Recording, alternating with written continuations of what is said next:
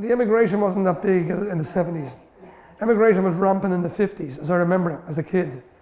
The B&I used to be packed. The B&I would be packed with people, and my father went away as well in the 1950s for a couple of months, and people had to go away, mainly country people. And we actually emigrated as well in the late 50s ourselves on the B&I boat. My father knew how to contact and we went away for 10 bob. Lock, stock and barrel, you know, suitcases, push bikes, prams. We emigrated to Manchester, to London. And there was no work here really as such. Like whatever work was around the docks, you had to be well in and well known. I mean, you couldn't blame people. You just give them work out to their own people. You know, so that's another day's work as well. That's another story as well.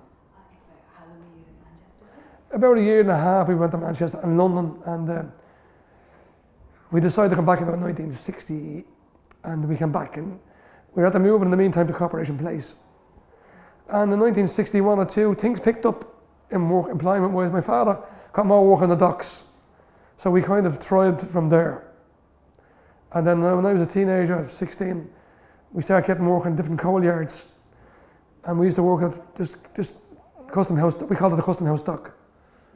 As I told you, Heaton's had a big coal wharf, Donnelly's, Dorothy's, Wallace's, Tedcastle's, all the big coal yards, and also along the east, along the south wall of the quays. And getting back to the coal yards, working for Thomas Heaton's or Heaton's McFerrin's, there was still a stigma there from 1913 with the real old timers. When you said hello to some of them, you know, to be dressed like coalmen, we'd be dressed like coalmen. You said hello to another coalman, he wouldn't say hello to you because the stigma from 1913 was still lingering on from the general strike. Now I didn't know what about it, I wasn't born, but there was still bad blood amongst coalmen over scab labour, and Heaton's had a bad name at the time, you know, for breaking the strike. So there was still a bit of that lingering on in the early 60s, you know, around the quays and around the coal yards.